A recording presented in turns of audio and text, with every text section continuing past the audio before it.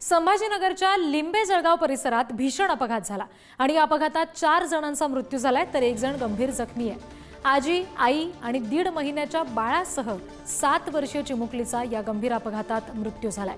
बारशाचा कार्यक्रम आटपून पुण्याला परत जात असताना हा अपघात झाला। मात्र या कारचा चालक मद्यपान करून ही कार चालवत होता असं समोर आलंय। हे सध्या सीसीटीव्ही फुटेज आपण बघतोय। पुढारी न्यूजच्या हाती हे सीसीटीव्हीचं फुटेज आलेलं आहे। कार चालक वाळूज परिसरात होता ज्यावेळेला अपघात झाला आणि त्याच्यावर सध्या एमआयडीसी पोलिसात गुन्हा सुद्धा दाखल झाल्याचं कळतंय। भरधाव वेगात आलेली ही कार आहे जिची जोरदार धडक बसली आपण बघतोय आणि दुभाजकावर ही कार आदळलेली आहे ज्याच्यामध्ये 4 जणांचा मृत्यू झालेला आहे, ज्याच्यात आई, आजी,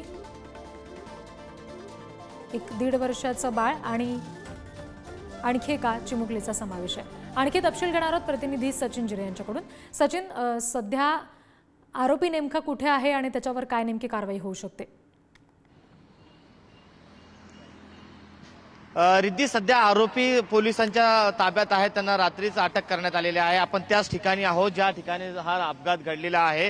हा छत्रपती संभाजीनगरहून तर या इकडे पुणेकडे जाणारा हा मार्ग आहे आणि तिकडचा बाजूचा जो मार्ग आहे तो पुण्याहून संभाजीनगरकडे येणारा मार्ग आहे आणि याच रस्त्यावरून संभाजीनगरच्या दिशेने हे सर्व परिवार जो आहे तर पुण्याकडे जात होता आणि जेव्हा त्यांची वाहन या ठिकाणी आली, या रस्त्यावरती या ठिकाणी आली, तेव्हा त्या बाजूने जे आरोपी होते, मदधुंद अवस्थेत हे आरोपी होते, ते आरोपी त्या बाजूने येत होते आणि त्याच वेळेस त्यांचा स्टेअरिंगवरचा ताबा सुटला आणि ते मदधुंद जे आरोपी होते त्या बाजूने त्यांची जी स्कॉर्पिओ आहे ती या बाजूने जाणाऱ्या या कुटुंबाच्या वाहनावरती आदळली। याच ठिकाणी तो भीषण अपघात घडलेला आहे आणि जेव्हा हा अपघात घडला तेव्हा मोठा आवाज झाला आणि याच पेट्रोल पंपावरती काम करणारे जे नागरिक होते ते या ठिकाणी धावून आले। त्यांनी वाहनामधील जे जखमी होते, अडकलेले होते, त्यांना बाहेर काढलं आणि तातडीने रुग्णालयात पाठवलं। प्रत्यक्षदर्शी आहेत, नेमकं त्यांच्याकडून जाणून घेऊया त्यावेळेस काय घडलं होतं या ठिकाणी। काय सांगा, काय घडलं होतं नेमकं? खरं तर जी स्कॉर्पिओ गाडी होती ती पुण्याकडनं संभाजीनगरकडे एकदम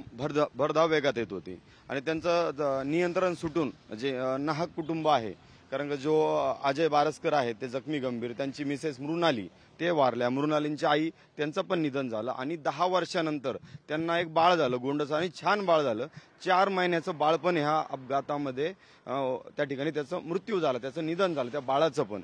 आणि आता दोष कुणाला यायचा, कारण रस्ता पण गुळगुळीत आहे आणि जे काय म्हणतो आपण त्याला डिवायडर पण बंद आहे। चित्र काय होतं त्या ठिकाणी जेव्हा तुम्ही अपघात झाला आला तिथं जखमींना बाहेर काढलं त्यावेळेचं चित्र काय होतं? बघा, ते चित्र तर खूप भयंकर होतं, मन हेलवणारं गोष्ट होती आणि जे स्कॉर्पिओ मधले जे चालक वगैरे असतील हे सर्व लोकांनी दारू पिलेली होती। आमची पोलीस प्रशासनाच्या विरोधात आम्ही काय बोलत नाही आणि बोलण्याचा अधिकार पण नाही, कारण का पोलिसांची यात चुकी नाही, सार्वजनिक बांधकाम विभागाची यात चुकी नाही। चुकी कोणाची? एक स्कॉर्पिओ जी गाडी होती त्यातले जे लोक होते त्यांनी दारू पिलेले होते, त्यांचं मेडिकल झालं पाहिजे आणि संभाजीनगर जिल्ह्यामध्ये कमीत रोजच्या 20 केसेस झाल्या पाहिजे, कारण का विनाकारण जे ह्या ठिकाणी तुम्ही जे म्हटले जे आपल्या पुढारी चॅनेलच्या माध्यमातून मी पूर्ण महाराष्ट्राला हे सांगू इच्छितो की म्हणजे पोटात गोळा येतो अक्षरशः। 10 वर्षानंतर त्यांना मुलगा झाला आणि 4 महिन्याच्या मुलाचं ह्या ठिकाणी निधन झालं, याला जबाबदार कोण? तर वाईट प्रश्न आहे, हा अपघाताला जबाबदार कोण? कारण अशा मतधुंदांनी परिवारच संपवलेला आहे। दुसरी माहिती अशी समोर आलेली आहे जी पोलिसांनी दिलेली आहे, जो मदधुंद चालक होता त्याच्याकडे वाहन चालवण्याचा परवाना देखील नव्हता, तरी देखील तो वाहन चालवत होता, त्यामुळे आता पोलिसांनी त्याला अटक केलेली आहे। प्रश्न हाच उपस्थित होत आहे, या निष्पाप बळींचा मारेकरी कोण? अगदी, आणि हे त्याच्यामुळे या चालकाला इथे शिक्षा होणं फार आवश्यक असेल। सचिन, धन्यवाद या सगळ्या तपशिलांसाठी आणि प्रत्यक्षदर्शींची ही प्रतिक्रिया पुढारी न्यूजच्या माध्यमातून प्रेक्षकांपर्यंत पोहोचवली त्यासाठी। मालक स्वतः जो गाडी चालवत होता, त्याची पत्नी आणि त्याचा एक 6 महिन्याचा मुलगा हे जागीच मयत झालेले आहे। त्यानंतर त्यांचे नातेवाईक जे होते त्यामध्ये त्यांची सासूबाई 65 वर्षाची यांचं या देखील त्यामध्ये मयत झालेले आहे।